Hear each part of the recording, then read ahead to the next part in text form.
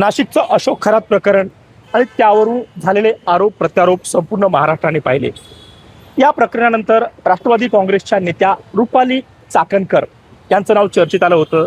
त्यांच्यावर बऱ्याच टीका झाल्या होत्या आणि यानंतर रुपाली चाकणकर यांनी पुण्यातील सायबर पोलीस ठाण्यात एक तक्रार दिली आणि त्यांच्या या तक्रारीनंतर जवळपास 19 जणांवर गुन्हे दाखल झाले आणि या गुन्ह्यामध्ये शिवसेनेच्या नेत्या सुषमा अंधारे, राष्ट्रवादी काँग्रेसच्या नेत्या रुपाली ठोंबरे, याशिवाय सिने अभिनेत्री दीपाली सय्यद यांचं देखील नाव आहे। यांच्यावर देखील गुन्हा दाखल आहे अशा चर्चा खरं मागच्या 2 दिवसांपासून रंगल्या होत्या। मात्र या प्रकरणातील FIR जेव्हा समोर आली तेव्हा वेगळंच सत्य समोर आलंय। तर या तक्रार अर्जात नेमकं काय म्हटलंय पाहूयात। रुपाली चाकणकर यांनी पुणे पोलिसात जी तक्रार दिली त्या तक्रार अर्जाची कॉपी माझ्याकडे आहे। खरं तर रुपाली चाकणकर यांनी तक्रार देताना रुपाली ठोंबरे, सुषमा अंधारे, संगीता तिवारी, दीपाली सय्यद यांची देखील नावं या तक्रार अर्जात नमूद केली आहेत। मात्र गुन्हा प्रत्यक्षात दोघांवरच दाखल झालाय आणि ज्यांच्यावर गुन्हा दाखल झाला त्यांची नावं आहेत मिलिंद मारुती गोरे आणि सपना नंदकिशोर राऊत आणि इतर म्हणताना यामध्ये इतर कुणाचंही नाव लिहिलेलं नाहीये, त्यामुळे हे इतर कोण अद्यापही स्पष्ट होत नाहीये।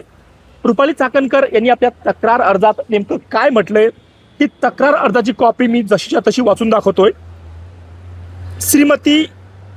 श्रीमती रुपाली निलेश चाकणकर समक्ष हजर राहून जबाब देते की मी वरील ठिकाणी माझे पती आणि कुटुंबियासह राहण्यास असून गेली 22 वर्षापासून मी समाजकार्य आणि राजकीय क्षेत्रात काम करत आहे। मी महाराष्ट्र राज्य महिला आयोगाचे अध्यक्ष हे संविधानात्मक पद भूषविले आहे। याशिवाय राष्ट्रवादी काँग्रेसचे महिला प्रदेश अध्यक्ष म्हणून देखील मी काम केलेलं आहे। सामाजिक व राजकीय क्षेत्रात मी गेली 22 वर्षे प्रतिष्ठित व्यक्ती व कार्यकर्ता म्हणून सामाजिक काम केलेलं आहे। मात्र पुण्यातील एका सामाजिक कार्यक्रमात 9 वर्षापूर्वी माझी नाशिक येथे राहणारे अशोक खरात यांच्याशी ओळख झाली। ते ईशान्येश्वर महादेव मंदिर, वावी, तालुका सिन्नर, जिल्हा नाशिक या मंदिराचे अध्यक्ष, ट्रस्टी व प्रमुख होते। त्यामुळे त्यांनी अनेकदा त्यांच्या ईशान्येश्वर मंदिरात होणाऱ्या महाशिवरात्री व गुरुपौर्णिमेच्या निमित्ताने होणाऱ्या धार्मिक कार्यक्रमात मला बोलावलं होतं। त्यामुळे मी सातत्याने त्या ठिकाणी दर्शनासाठी जात होते। त्यामुळे माझी खरात बाबा याच्याशी ओळख झाली होती।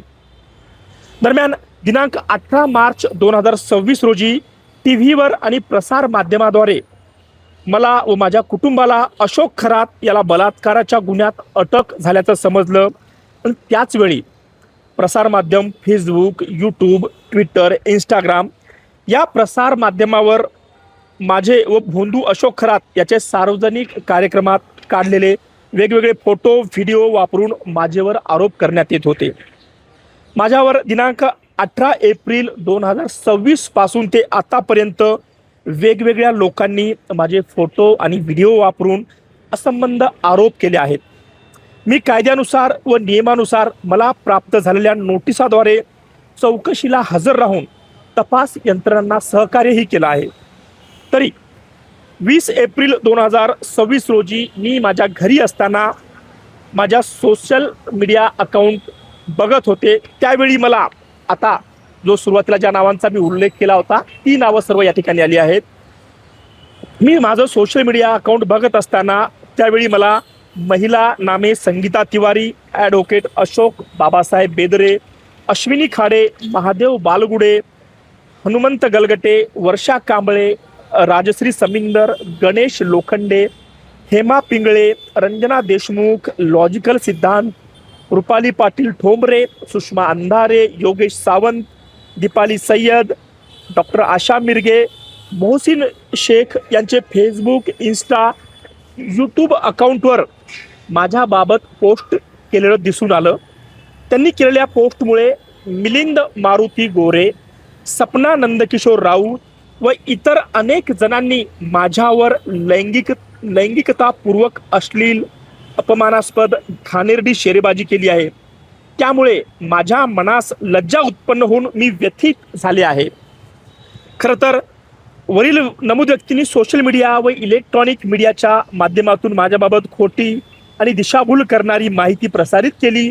त्यावर पोस्ट पाहणाऱ्या लोकांनी अश्लील व अपमानास्पद कमेंट्स करून लैंगिकतापूर्वक शेरेबाजी प्रसारित करून तसेच शिवीगाळ करून माझी समाजामध्ये बदनामी केली आहे आणि त्यामुळे माझ्या प्रतिष्ठेत धक्का पोहोचला आहे, असं खरं तर रुपाली चाकणकर यांनी पोलिसांना दिलेल्या तक्रार अर्जात म्हटलं आहे. आणि त्यामुळं यांच्यावर गुन्हा दाखल व्हावा असं म्हटलं. आणि असं असलं तरी पुणे सायबर पोलिसांनी मिलिंद मारुती गोरे आणि सपना नंदकिशोर राऊत आणि इतर लोकांवर गुन्हा दाखल केला आहे. खरंच आता ही इतर लोक कोण आहेत हे अजून पोलिसांनीही स्पष्ट केलं नाही. काल जेव्हा आम्ही संबंधित पोलीस अधिकाऱ्यांना फोन केला की ह्या इतर लोक म्हणजे कोण आहेत किंवा या 2 लोकांव्यतिरिक्त अजून कोण यामध्ये आरोपी आहेत, मात्र पोलिसांनी हा तपासाचा भाग असल्याचं सांगितलं. त्यामुळे या संपूर्ण प्रकरणात आतापर्यंत तरी फक्त 2 लोकांवर गुन्हा दाखल झाला आहे आणि तपासानंतर यामध्ये आणखी कोणी असतील तर त्यांची नावं या संपूर्ण प्रकरणात समोर येतील असं पोलिसांकडून सांगण्यात आलं आहे.